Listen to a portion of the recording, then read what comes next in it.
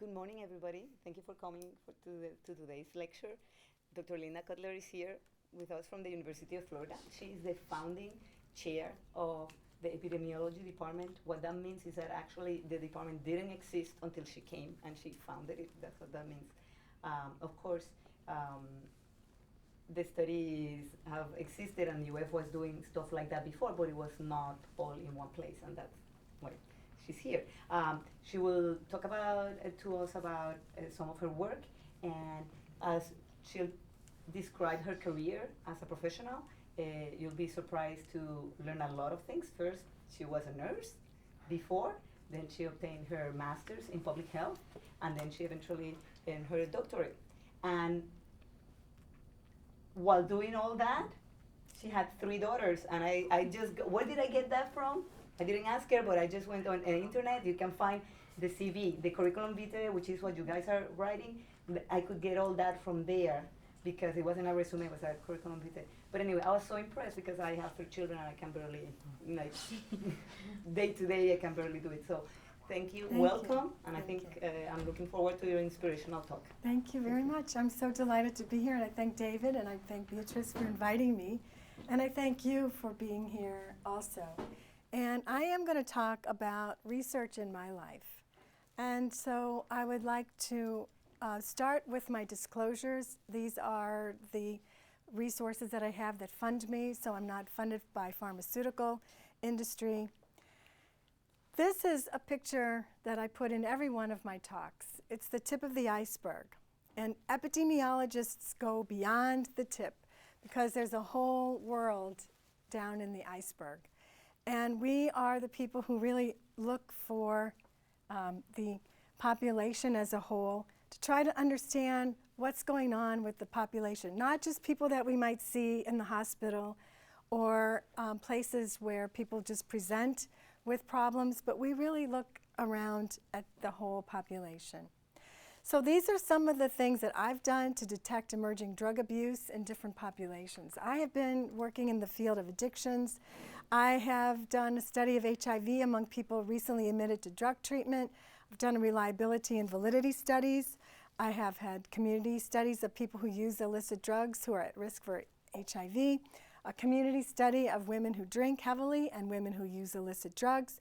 I had a 4-site study of ecstasy users, people who use inhalants, women enrolled in drug court, college students and older adults who misuse prescription drugs, a household survey of HIV knowledge among heavy drinking men and their spouses in India,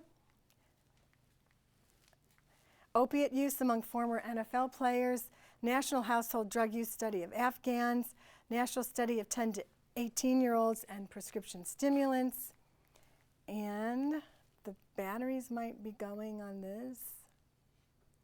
A web system to facilitate community-engaged research, improving research disparities among people who use illicit drugs, and a Sentinel network to increase representation into health research, as well as what I'm currently involved in now is called ABCD. It's a national study of drug use among 10-year-olds, and it will be a 10-year follow-up. It's a $30 million study that we're involved in at the University of Florida with 19 different sites. So this is a big, big deal right now. The types of studies I've been involved with have been epidemiological. Epidemic is where epidemiology comes from. The study of illness in populations.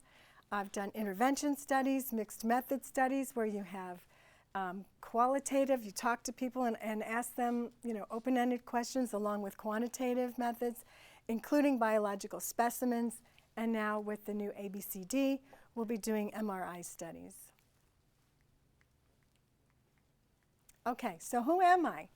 I was born in St. Louis. I was a nurse. That was a picture of me when I was graduating from nursing school in St. Louis. And I graduated, I stayed around a couple years and decided I have to do something different. I got a map of the Northeast and I threw a dart at the map and it came up to Farmington, Connecticut, and I said, I don't know anything about Farmington, Connecticut, but the closest neat place was Boston. So I decided to move to Boston. I didn't know anybody in Boston. I got a job in Boston, learned about epidemiology, got my master's in public health at Boston University, And then I found a really important study that was just being launched. It was a landmark study of psychiatric illness among the general population, and St. Louis, Washington University was one of those sites, and I became the research coordinator for that study. I stayed at Washington University for about 30 years, and then I was recruited to the University of Florida to be the founding chair, as you heard, in the Department of Epidemiology. And my work has involved 3 themes. First, I only want to work on things that really matter. If we're going to spend a lot of time and work on something, which is why it's called work, then do something that really matters, right? So if it's not something that really engages people and lights people's eyes up, I mean, it really doesn't matter to me. Also, social justice has been very important my whole life. And from the time that I grew up, I'm from a family of 6 kids, and we've always done things that we felt mattered, and also things that would be fair and equitable to the people that we lived with and in the communities that we were in. So social justice is very important to me. And then there's just some serendipity where things sometimes just plop in front of you that you might take advantage of. And a lot of mentors tell people, you know, start to narrow, start to focus. That's really important to do. Just say no doesn't always work for me, because I find that sometimes I really think it's important to say yes sometimes and see what's going to happen. Maybe it won't turn out to be something that you want to do, but you never know when that thing appears in front of you, what that might lead to for the rest of your life. And that happened to me in my work situation, my family situation as well. And I really feel like it's been a good thing for me. So it is one of the themes that has involved my work. I don't know. So we're going to discuss a few of these studies today. So this is a picture of a man looking out over the terrain in Afghanistan, and these are poppy, where opium comes from. And Afghanistan was one of the studies that I worked on recently. And it's because opium is a farm gate income. It's one of the largest producing products in Afghanistan. And 9% of the gross domestic product of Afghanistan is opium production. And so 90% of the world's opium comes from Afghanistan. So it's very important for the Department of State to understand what we can know about opium and heroin and smoking by looking at people where it's really indigenous, which is in Afghanistan. There was very little information before we started working on this about substance use and misuse in Afghanistan. And so it was believed to be a serious issue. And so we wanted to understand what was going on. There are very few programs for treatment in Afghanistan. So the difficulties in assessing drug use include the danger to the field team, also the high level of transient and refugee populations, the cultural taboo of talking about opium use, and then mistrust of researchers. So we started the Afghanistan National Drug Abuse Survey, and one of the things we were really trying to understand was what is the prevalence of opium smoking and passing on that smoke to children in Afghanistan. So here you can see people smoking in their house and with the children sitting by, watching. And then to pacify children, it was thought that the adults would take that smoke and blow it into the face of the child to pacify the child. So we were going to determine the levels of opiate exposure in Afghanistan households, take advantage of this opportunity by adding an assessment of the self-report to determine patterns of use and risk factors for substance abuse. And these were the places that we went. There was a line drawn here where we couldn't go because of the war, and it was dangerous. But we went into 11 different provinces to enumerate the households and look at the age, gender, other demographic characteristics of everyone in the household, and then looking at growing of opium in the neighborhood, using opium by men, women, children, using other drugs and alcohol, patterns of use, treatment history and desire for treatment, the knowledge of HIV and hepatitis C in those households, and then other drug use and reasons for drug use. In each of those 11 Afghan cities, in those provinces, we went to police districts and we enumerated based on a certain an interval of households so that we could have a starting point, and then we proceeded, and the goal was 1,000 households. We had interview teams consisting of 2 females and 1 male who were Afghans. We gained permission from community elders, and then we went into the households and talked to women about the household. And while we were talking to the women, then we tested hair, urine, and saliva from the woman, from the oldest male, and the youngest child 4 years of age or older. We went to Dubai to train the team because we weren't allowed into Afghanistan at the time, and we trained people who went back to Afghanistan to work on the study. We talked about this. We had a very high response rate in the study, ranging from 74% to 94%, whereas in the United States, the ranges of household survey response is about 60%. So we did very well. And the strengths were that it was a large survey. It was the first study to test these drugs and alcohol exposures in the households, and it was a credible team of Afghans who were doctors and professionals conducting the field work. So it was really thought to be a culturally valid survey. Because of the challenges of the terrain, we were not able to do some of the things that we really set out to do.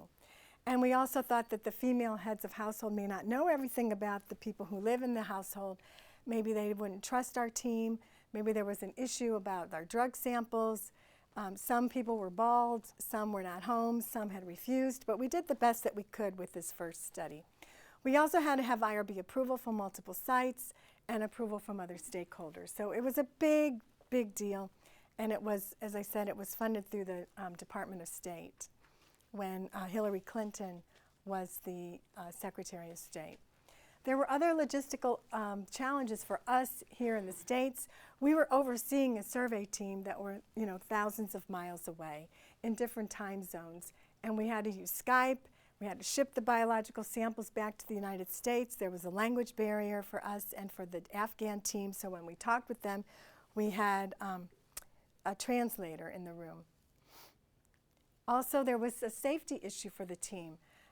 Because there was the Taliban, women were not allowed to go out by themselves, so they needed to have a chaperone. The weather was very bad. The terrain, there was mountainous. They had to travel great distances to get the information. They had to climb mountains and cross bad roads.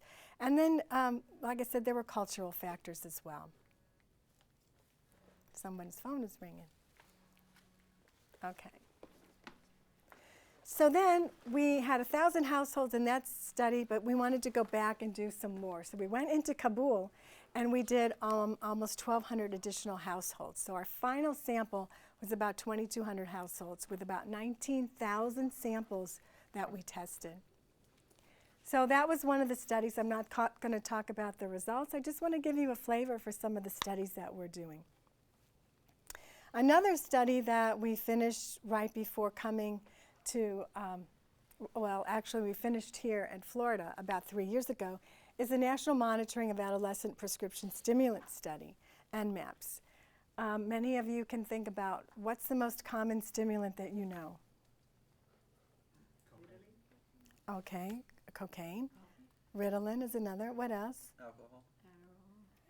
Alcohol's not a stimulant. What did you say? Yes, Adderall. So the Adderall, the Ritalin, these are study drugs, as you probably know. And so we were engaged in this study because youth were using stimulants at very high rates, and studies were needed to determine signals of misuse, risk factors, hot and cold spots for use, misuse, and diversion. Because where is the number one place that youth can get medications or drugs or Adderall, Ritalin? Pardon me? Colleges, right? Their peers. Where else? right in their own medicine cabinets at home. So drugs are taken out of the medicine cabinets, but mostly kids are diverting to each other. So it's one of the things that we were asked to study. And we wanted to know what kids know about drugs and how we would know if you would know what we were talking about. And then what ideas did you have for safe initiatives? So we set out to do a study of 10, 11, 12, 13, 14, 15, 16, 17, 18-year-olds who were not in college from the highest risk areas in the country where, where youth had been, where we found that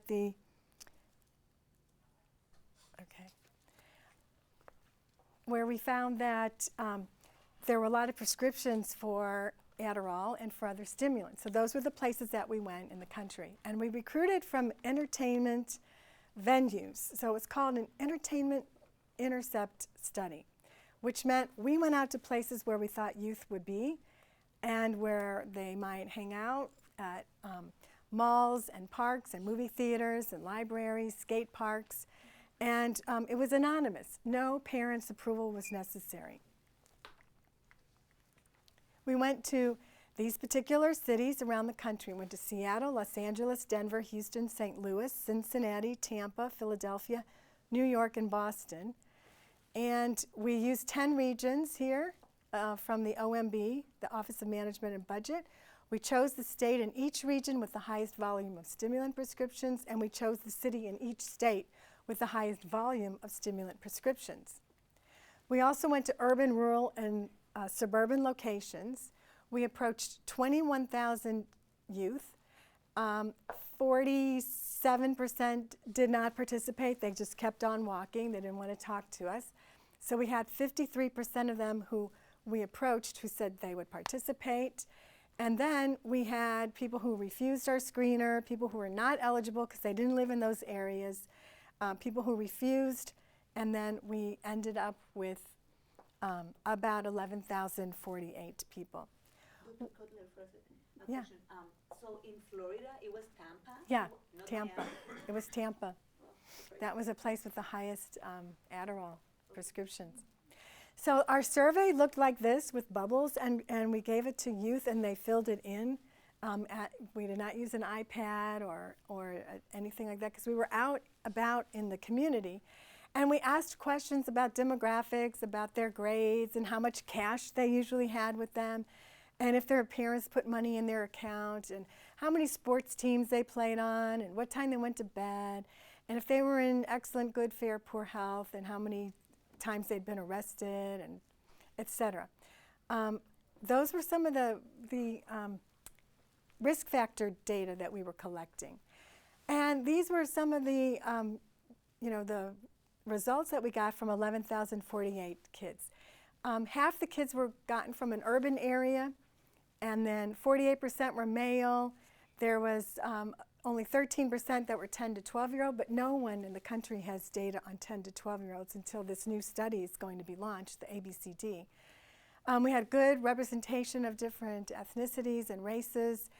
You can see that 35% of the youth thought that prescription stimulant use was a big problem. And these youth ate together with their family dinner 3.6 times a week. There were some of the other risk factors. Almost a third used illicit drugs. 10% were current smokers, which was very high. 11% said they were binge drinking in the past 30 days. Almost 40% said they had depressed mood in the last 12 months. And 9% said they had been arrested. And we did this 4 different times in 4 different years, and the rates were very stable over time. So we also asked kids about medicines they had seen. Have you seen it? And if they had, what is it? Do you know what any of these are?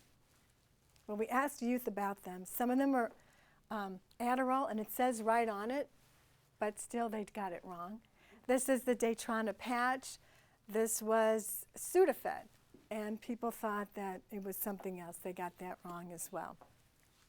So it was interesting to see. Then we asked youth, to identify. We took their booklet back, we gave them another booklet, and in this one they had to tell us the drugs that they used. We showed them pictures, for example, of Ritalin, and we said, these are all different pictures of Ritalin. Have you taken any of these in the last 30 days, and tell us which ones, so we could see what their dosage was. And then we asked them how old they were when they first took it, where they got it, if they had given it to someone, and some questions about dependence. And, but this was one way that we could look at diversion as well. Plus we had a whole diversion assessment. So from this we see that more males than females used lifetime and in the past 30 days.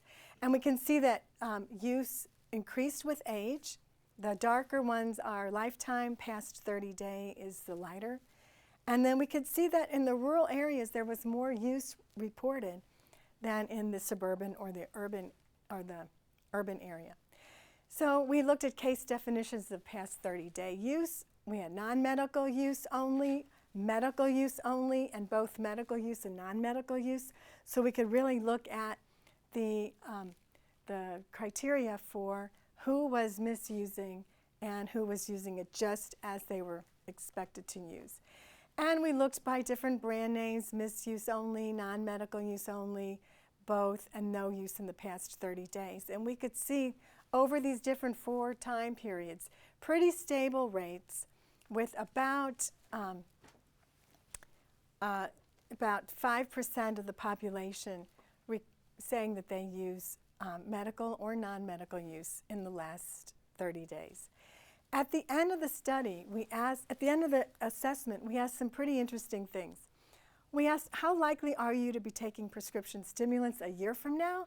And how likely are you to be taking prescription stimulants 5 years from now, even if they weren't using in the beginning of this assessment? And then we asked them, how should kids your age be told about prescription drugs and their effects? And if you ran the world, how would you stop kids from using or taking other people's medicines? And why do people use prescription stimulants without a prescription?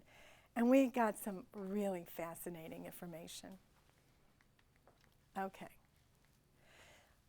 These are some of the things that they told us to do. They said, I would warn people of the risks they're taking. I destroy the formula making the drugs.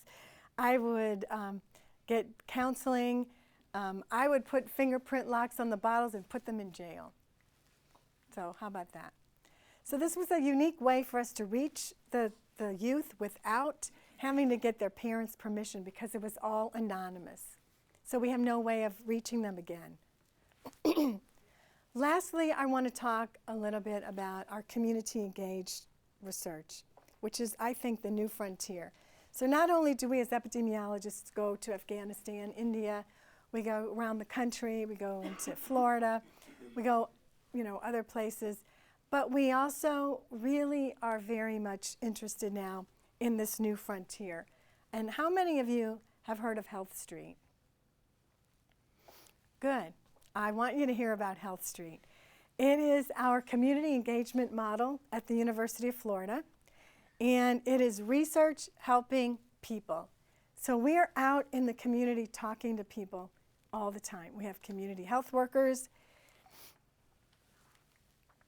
and I want to thank them for all that they do, because this is really getting your voice heard in research. It's changing the way we share health research findings. It's really mapping what's going on.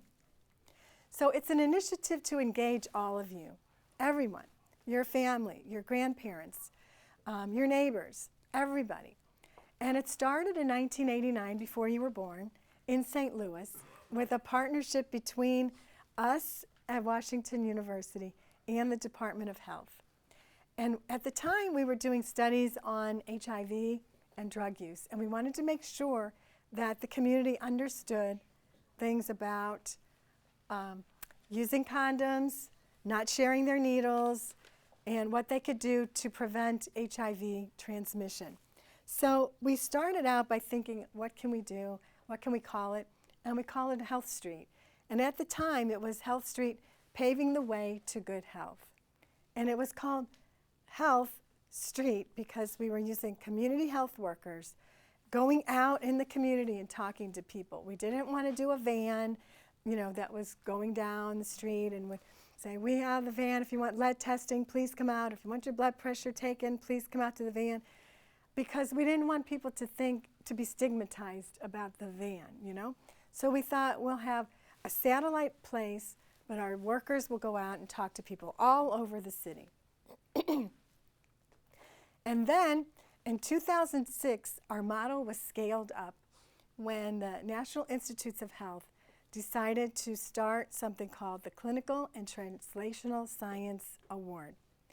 And that was because it was taking 15 years for research findings to come from the investigator out to the physician, or physician out to the field. 15 to 17 years it would take. And so the NIH said that is ridiculous. That's too long. We've spent all these millions of dollars, billions of dollars on studies, and we need to do something to expedite and speed up the translation. So they started something called the CTSA, Clinical Translational Science Award.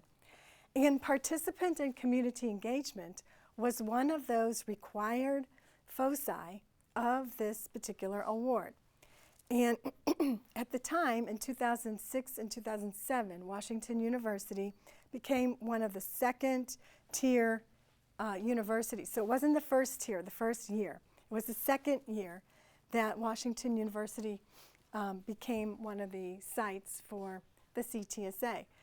And then I think 2009, University of Florida was awarded. Now there are 62 different CTSA sites around the country at various universities and medical schools. So community engagement was a required component, and excuse me, we scaled up our effort with, the effort we had with drug users to be really something that would be able to be utilized for all populations. And we were, delighted that they asked us, but now we would have to think of how we're going to reach everyone, not just one specific narrow group of people. So we had the Center for Community-Based Research. We had a proclamation from the mayor. So we were now on board. We were there at your service. Then when I moved to the University of Florida, we scaled it up here. And we started Health Street in November of 2011. And, oh, thank you. And we also started it in 2013 in Jacksonville. And we're on the campus of Edward Waters College in Jacksonville. And we're in the Diversity Center. And so we have our community health workers who go out in the community, in the field, but they come back to their anchor points during the day to bring their data back and to talk to people at the sites. So Health Street, Research Helping People, is person-centered epidemiological surveillance and monitoring. And we work every day to reduce disparities in healthcare and research, and we're linking the medically underserved population to medical and social services and giving them opportunities to hear about research. We feel that because of this, we're improving relationships between community members and investigators, researchers. So here again is the tip of the iceberg. So instead of just talking to people up here, these are the 2% of the population who is in research studies. We're trying to give a voice to everybody so that they can understand and make good decisions of their own. Do you want to be in this research study? Maybe you didn't even know about it, but it turns out a lot of people want to be in studies. So we have these aims with a mission to reduce disparities. We have an assessment aim, a service aim, an education aim, and a community aim. And I'll tell you a little bit about each one. So this is our honeycomb model, and we contact people out in the street or somewhere, wherever they are, through community health workers. And we are, they're the PhDs of the street. They're out and about, they're talking to people, and they're talking to people where they live and work and play, building these meaningful connections. They go to all these different places, and they have geocoding to track their place so that we can keep track of where they've been. And we can then do some spot mapping. So this is the form. We don't give it to you to fill out. We talk to you. Hey, hi, I'm Linda. I'm from the University of Florida. And I just wanted to ask you a few questions about your health. And if you give me some information like this, then I'm going to share it with someone who might be able to give you I can give you referrals to medical social services. And then if you're interested, I can tell you about some research opportunities, and they can call you and talk to you about the research. And I'd also like to take your blood pressure, if you don't mind. So we ask them some questions here, how we can get a hold of people from head to toe. What are the conditions that you have been told that you have? And what medications are you taking, and what drugs have you used, including illicit drugs. So we get everything. Then we navigate people to research. And I'm going to show you some of the data, just because you might be curious, how does it work? We've contacted over 9,000 people, and we have completed an informed consent for almost 7,500 people. We have an intake form, those pages I just showed you. We've been able to assess 7,200 unique, deduplicated individuals about their health. We've navigated about 50% to different coordinators for different studies, and we've been able to enroll about 1,500 people 2,000 times. We have really high yields. So out in the community, we have a success rate of 82% that we've been able to recruit. And we've been able to enroll about 43% when you just look at those that we navigated. We've been able to enroll, if you take everybody, 21%. And if you just go into your own doctor's office and your own doctor asks you if you'd like to be in a study, do you know what percent of the people say yes? It's about 11%. So we're doing better than that out in the community with perfect strangers. So I don't know you before I came up to you and talked with you, but because I was nice and I smiled and you trusted me, and I was able to explain it in a very good way, you say, yeah, I'd like to hear more about that. And so then we get a connection. So in addition to the data that we collect by this team, we have a 30 and a 60-day phone call with you. We call you at 30 days to see what happened. Did you use any of the referrals that we gave you? Were you able to get into a study? Even though we know, because we called the coordinator, if you got into a study. But we want to know, again, at 60 days, 30 days after that, what's your satisfaction with the system? Did you like what we were doing? Were we respectful to you? And it's not just me calling you up and asking you that, because you'd feel bad telling me, no, you didn't like me. So we have someone else calling to make sure that it's good. And this is what we ask them. We ask them about their satisfaction, plus where they might have gone, either on their own, and we have an informed assessment that says we referred you to the Vision Center down the street on such and such a road. Were you able to go there? And if not, why not? And then also for feedback, so we can tell people at the Vision Center, hey, people aren't going there because you're never open or you were rude to them. So we can, kind of do some quality control. So what about the service aim, linking people to their services? Well, let's look at the data. We've given over 12,000 referrals. We have given people referrals to a health clinic, dental clinic, social services, housing agencies, mental health, and transportation services as well. In addition, we've also provided services at Health Street. We've given people opportunities to come to the clothing closet, the toiletry pantry, a food drive. We've done blood pressure screenings. We have done health education. We've had cancer connection meetings. We've had prostate cancer alliance meetings. And we even teach people how to use the computer, and we do some job-related stuff for them if they want to do a CV, a resume. You could come to Health Street and we'll help you with that.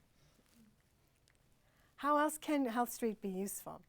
So we can be useful by helping investigators with their studies, by having a place for them to do their studies, But if you were doing a study and you didn't know if people would really want to do such a thing or if this was the right amount of money that you were going to reimburse them, you could come and do a focus group at Health Street. And we would provide people, informed based on their needs and concerns. We could bring a group together and you could talk to them and say, hey, I'm thinking about doing a study of X, Y, and Z, and see what they think. So these are some of the demographics of the 7,000 people through December. And we can see that over half are female. They're about 43 years of age. And here we've broken it down by private insurance, Medicaid, Medicare, and no insurance, just to see differences. Because hospitals have to do something for the IRS every 3 years. They have to show community benefit. And the way to show community benefit is to say that you as a hospital have to go out and you have to assess the needs of your community. And then you have to show the IRS in order to keep your 501c3 status, your nonprofit status, that you've done something for your community. And so this has really been helpful for us to present this to the hospital administrators to say, this is the population that you're seeing, not the population that comes to your door, but the population that's in your area. And we can see people's employment status, their veteran status, their household size, and knowing that there are people in your area where almost half of them are food insecure tells us that we really need to focus. If we have IFAS, the Institute for Food and Agricultural Sciences, and we're a land grant institution, then we really need to be doing something about the people who are insecure. And in Alachua County, we have about 8 different counties that surround us, that touch our border in Alachua. And do you know that how many counties we have in Florida? We have 67 counties in the state of Florida. And do you know that the 67th worst county, that is the county at the very, very bottom for health outcomes, is adjacent to us? It's called Union County. Have you heard of it? That county, the people who live there, there's 12,000 people who live in Union County. And they have the worst outcomes of anyone in the whole state of Florida. And they're right at our doorstep. And 1/3 of the population is incarcerated. 1/3. That's terrible. So we need to be doing something about these things. And this is telling us about access to care and how many people have had mammograms and been screened for prostate cancer and received health care or services, where they've received them, been to the emergency department. And look at this. Only 54% of the men who are eligible for screening for prostate cancer have been screened. Now, more people with private insurance have been screened than Medicaid, Medicare, and people with no insurance are just not getting screened. So that's another thing we need to be doing. Okay, so So there are 42 health condition categories on the health intake form. And these are the top conditions. So I've lumped them together here. Back and bone pain is the number one. 50% say they have backbone pain. Allergies, 43% have allergies. How many people have an allergy in this room? So I'd say 43% of you have an allergy. 35% are hypertensive. We have 1/3 of the people who have mood disorders, and we have a lot of headaches, digestive health, sleep problems, and skin problems. And these are the substances that have been used or reported. You'd think, why would anybody tell you about illicit drug use? Well, after we've gotten and had a rapport with them, they'll tell us a lot of different things. But 50%, almost 50% of the population says that they have smoked marijuana lifetime. And 7%, the same thing that we got just about from our data. I didn't show you the data for lifetime. I showed you past 30-day. But the same thing, Adderall, Ritalin, 6%, 7% have said that they've used lifetime. People are using medications for anxiety or for sleeping. 27% have smoked cigars or cigarillos. Over half have smoked cigarettes. And we even have data on e-cigarettes now. So this is past 30-day use of substances. And these are what people are concerned about. They're concerned about their blood pressure, their diabetes, their muscle and bone problems, et cetera, et cetera, et cetera. They're worried about their mental health as well. So in the next just a few minutes, I just want to go over some of the final things about community-engaged research. Our community is concerned about safety and crime. They're concerned about their health, and they're concerned about drugs. They're also, 18% has been in a study, but 93% of the people are interested in being in research. And it doesn't really matter to them what kind. They will be in just about every kind of research, but the lowest interest is for the ones that when they have to take medicine. But people are willing and able to participate. We're just not engaging them. So that's what we're all about, is trying to get people being able to be in studies. And even with race, there's really no difference in race, even though you might think that there are differences in certain populations that they don't want to be in studies because they don't trust. We have found repeatedly through national studies as well as the study here in Florida that the one category of people who really don't want to be in studies are those with Asian ethnicity. They're just not as excited about being in research studies as African Americans, Caucasians, and people of other races. So what we can do also then is look here at, here's Union County, and here's Bradford, Clay, Putnam, Marion, Levy, Gilchrist, and Columbia. So we can really look at the map and see where are we getting most of the people right now for Health Street. They're coming from Jacksonville, and they're coming from the Alachua County area. And this, in Alachua County, this is where people are who report having diabetes. So if you were going to do a diabetes intervention, it would be nice to go to the places that are darker color. Hypertension, there's a pocket here and the pocket here in South Alachua. In terms of cancer, reporting cancer, these areas are areas of great need and concern for interventions. So just to finish up here, we do have something called Our Community, Our Health. And it is a national discussion, a national town hall meeting that we have at Health Street. And we have talked about hypertension and diabetes.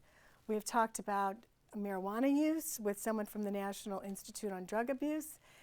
And then we have had, we tweet and we text messages to the screen, and our panel can, our panel speakers and the investigators, they can answer the questions that people have from all over the country.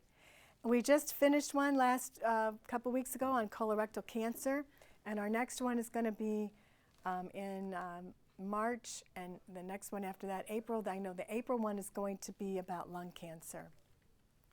So how do we improve the health of our community? Through our community awareness, through our community, our health, through our media presence, through our newsletters. So it's not enough for us to just do research. We really need to do something that matters. Has everyone heard about 352 Creates? Okay, it's this Friday. And it's a way that everybody will be able to, on that particular day, on Friday, do something creative, do something art related. Take a crayon, do something, but it's a really great, it's been publicized around the newspapers, it's been on the news. We really want people to get out and just do something that's creative, and that is any art, dance, do something with crayons, do anything. Okay. We have a Facebook page. I would really like to have more Facebook entries, and you guys could really help to go on. Just look at Health Street, UFL. Just go to Google and just Google Health Street and UF and Facebook, and you'll find us. And please like us. myhealthstreet.org for more information, or you can join us on social media at UF Health Street. Sign up for the newsletter. We'd love to have you. We're expanding into these different counties here with our studies with older adults. And the value added is that we have a lot of data. We can't do it all in an hour. I can't tell you all about it. We're contributing to science. We're helping people with dissertations. We have practicum students. We have plenty of space for students who want to come and work with us. So we would love to have you at Health Street. We'd love to have you working on projects. I can put you to work tomorrow. I'd love to be a mentor. I am also the training director of a training program with the NIH, and it's for predoctoral and postdoctoral fellows, which means that not only do I love to work with people in academia, but we really want to really prime the pump, get you all involved at an early stage so that you want to do research. And I know that I haven't been able to tell you everything that I've been doing in my life, but research has been a very important part of my life. I'm a medical detective, and I feel that no stone can go unturned, that we really have to look everywhere to find out how we can find the answers so that we can improve people's health. So I'll stop there, and I've got cards here for anyone who might want to reach me. I can tell you my contact information. I can be reached at LB as in boy, Cottler, Cottler, at ufl.edu. And I really want to thank the people who put this course together. I think this is fabulous, and they know what they're doing, and they're very good mentors. So, Thank you very much. Thank you.